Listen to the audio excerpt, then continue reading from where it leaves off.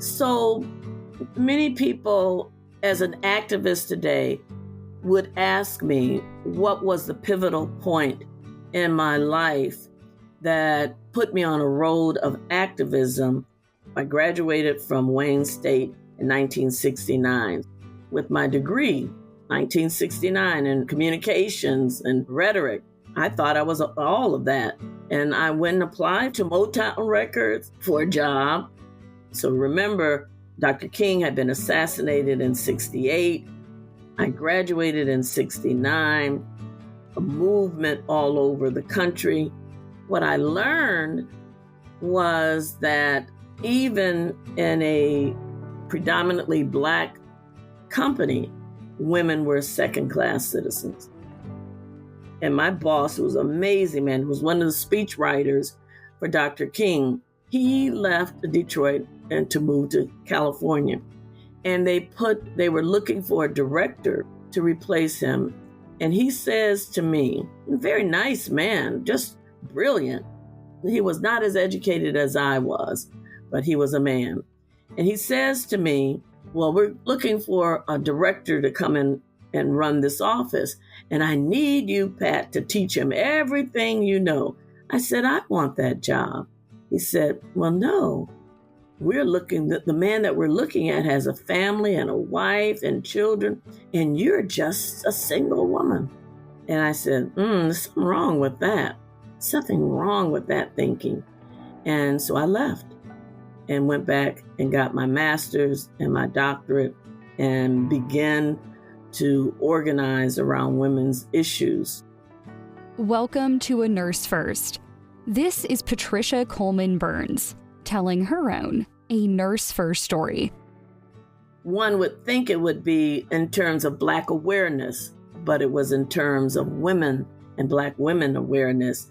It put me on the road, really was coming out of graduation and the death of Dr. King and all of the issues around the civil rights movement, thinking that my inspiration and my aspiration would be around the Black movement. But having that experience at Motown made me understand the intersectionality, right, of being a woman and Black, and that I could not separate who I was, that in fact, there were many things in place to advance the Black cause, but that we were a burgeoning, emerging sense of womanhood for this, whatever wave of feminism this was, that it set me on a pathway that has not ceased in all of these years. It was Motown and my experience there, the chauvinism and male domination and supremacy ideas was the key for who I am and how I proceeded from there. When I left Motown and went back to school to get my master's, I can't even remember how, but I was selected to have a graduate, what we would call, it wasn't a fellowship because I had to teach, But then that was my first experience teaching. So I taught speech because that was my degree. I created the first ever course in Black women in white America, which often many of the women that would come to my courses were victims of domestic violence. And so the other women would send them to my course so that we could lift their heads. I got started trying to help women understand their value, the history of struggle, and the choices that they could make. But at the same time, there had been founded on Wayne State's campus the Center for Black Studies that taught Black social and political thought, male-female relationships. So I did the political aspect of the movement. It was an elective. It was not required. So you had to really want to be there. And what I learned in that period was to be myself. I learned how to stand up for myself, how to be data-driven, how to be prepared, how to be clear.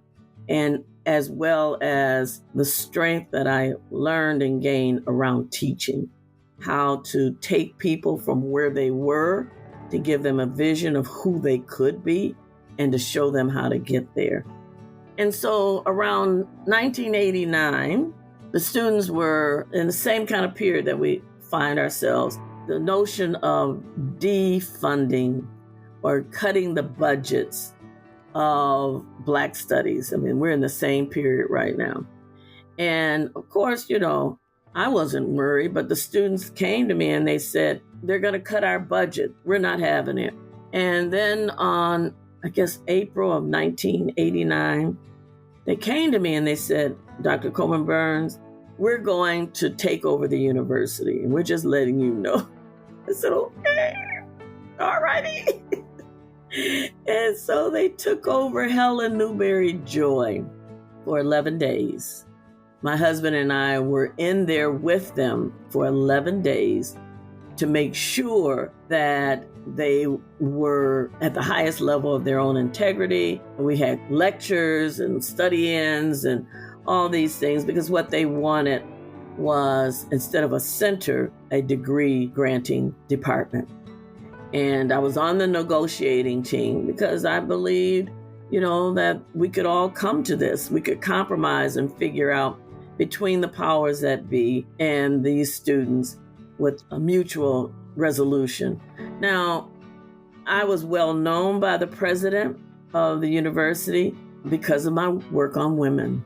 And so I was his first chair of the President's Commission on the Status of Women.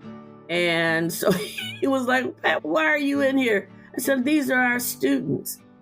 We should not harm, we should listen to them, make sure that they are given the correct information, that they are not subject to outside forces, that they are supported. And so all of the conditions that the students wanted were granted.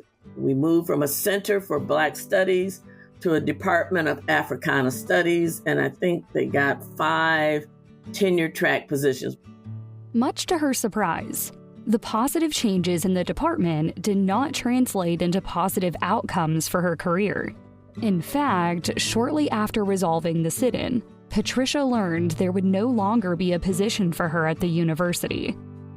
One of the provosts of the university came to me and we had lunch, and she said, there's no place for you here. I said, okay, thank you. And he said to me, well, Pat, he thought that I had started the sit-in. I said, no, I didn't think of it, but had I thought of it, it sounded like a good idea. I went to Bryn Mawr for either 6 weeks, some amount of time, to be trained as an administrator. And I learned so much. It was the best thing I ever experienced. I learned about all of the issues around budgets and structures. When I got back from that, a position was posted for director of the Office of Minority Affairs in the School of Nursing. And I said, I'm ready. I'm ready for this. And I applied and got it. It was under Rita Duma, who was the first and only Black dean of nursing at the University of Michigan. And she hired me as the director of the Office of Minority Affairs. It was a dream job. The first thing, when I was hired by Rita, she had several grants that were high school focused. The biggest part was the student part, my Genesis project. We would bring students to campus for 6 weeks. They would come and we would assign them to nurse researchers, nurses who were doing research. And they would come for 6 weeks and we'd do the programming, and they would be mentored by some of our researchers were doing animal models. But just amazing thing. And the problem with that was they had to live in the Ann Arbor area, because nobody could be committed to every day coming to Ann Arbor. And so we did that for a couple of years, or I continued that work for a couple of years until Rita retired. And so the idea was, well, we have this summer program. what if we find more and more from Detroit? I hired this young woman, and she would go to Detroit and meet up with the parents, and they drop the kids off at a spot, and she would drive them every day for 6 weeks to the Ann Arbor campus so that we could extend our borders beyond just the area where the parents could bring them to the school. And so we had one of the first cohorts of students out of Detroit that would come and spend 6 weeks with us to learn about life and on the campus, to learn about nursing. They didn't know what nursing, everybody thought nursing was simply helpmate, They didn't understand nursing and that it was research and stuff like that. And then the next time she says, let's put them in the dorms. And so we spent the next years bringing high schools rising or seniors and 11th graders to a 2-week residential program in nursing. So we use the concept as a new beginning. This is a new beginning, Genesis. It was an acronym around a new beginning, gaining excellence in nursing education. And the SIS could be scholarship or science, and it evolved over the various years. That it was a new beginning for young folk who were told if they were so smart, they should go into medicine, or, if they showed any interest in nursing, they were taken out of the sciences, they were taken out of math and put in vocational programs, which we don't have a problem with, but that wasn't what we were needing. We needed folk with strong science backgrounds, strong math backgrounds, who could come in, do the research, also evolve to the highest level of their education. It was the most amazing thing.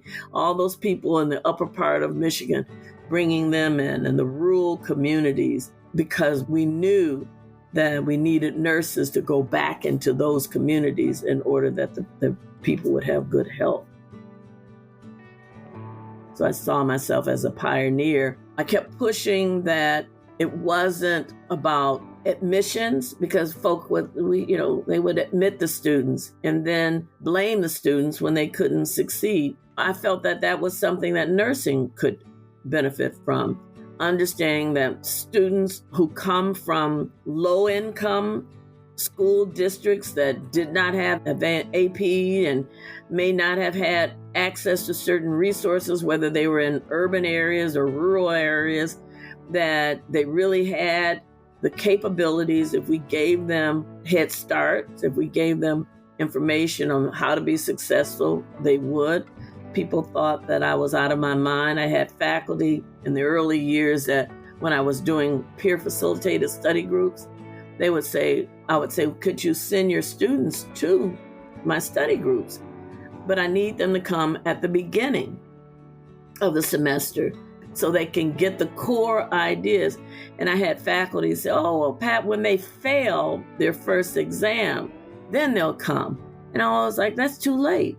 Because then you're talking about remediation, and I'm talking about how to build, how to learn the tools of success that allow you to be successful. I saw myself as leading to that.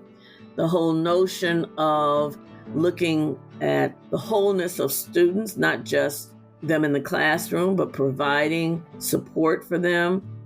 And often I had to fight with the university that the money that I would give them would be additional, because what the tendency every year, if I gave them money, they wanted to take it out of their financial aid package. And I'd say, no, they need this because they may not have a car to get to clinical.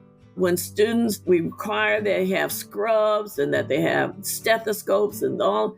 Who's paying for that? These are not wealthy kids. And so getting folk to begin to see the social determinants of health, or the social determinants, not only in healthcare, but in the lives of our students, was extremely important. Again, to give them opportunities to learn how to be successful was key. Now we know the importance of mental health, and we know the importance of meeting social needs. So now we have a whole office called the Center for Educational Outreach. They often talk about Genesis. We have all of these programs that come from the hard work that many of us did in the early years. Even over in the medical school, they even have an office of diversity, equity, and inclusion. We are now in the process, in fact, today, of pulling all the Genesis scholars back together to see where they are, what they've accomplished, what did they end up doing, because they're everywhere. They're absolutely everywhere. And we've made a difference. So I'm most proud of the impact that we have had through the Genesis Project in nursing, both as a discipline and as a profession. So these nursing scholars, their research is widespread. At the 2023 Biennial Convention, Sigma honored you with honorary membership to acknowledge your sustained impact on nursing and healthcare. What does that recognition mean to you? You know, probably one of my greatest challenges over the years is when it was beneficial to some, they would say, well, you're not a nurse. And with all the contributions that I've made to nursing, not to my own field of rhetoric, but to nursing, that probably has been one of the biggest blows, that just hurts. And it hurts when over the years, many non-nurses have come in and gotten tenure and promotions. And most often, I have not been recognized in that regard. So Ann Krasuski was the first for our local chapter recognizing the work that I had done in Genesis. I was just so proud that the work had been appreciated. And then for the international society, I mean, it's almost making me an ex officio nurse in a way, has been phenomenal. The award and making me an honorary member, it's always places where people like me, people of color, women, we've been excluded from some of the most prestigious societies for whatever reason. We don't take women, we don't take this, we don't. And to be an honorary, to be offered an honorary membership is phenomenal. It is the epitome of all the work that I've done in nursing since 1991. I do want to emphasize the role of Sigma Theta Tau as an international organization in continuing to really advance the role of nurses to meet and address the healthcare disparities and needs of our communities. It's important for nursing to constantly figure out how it can make unique impact in the lives of the people they serve. And I know nurses can do it. I've seen them do it. I know they can do it. You have brought so many of your big ideas to life, regardless of the situation and despite people telling you it can't be done. How do you avoid feeling discouraged? So my friend Susan, she was probably the most impactful in my nursing professional career.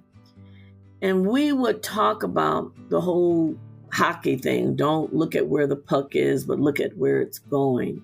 And that would be one of the biggest things. You cannot be locked into what is. People will always tell you, this is the way we do it. This is the way it's been done. Oh, we've tried that before. We can't do that.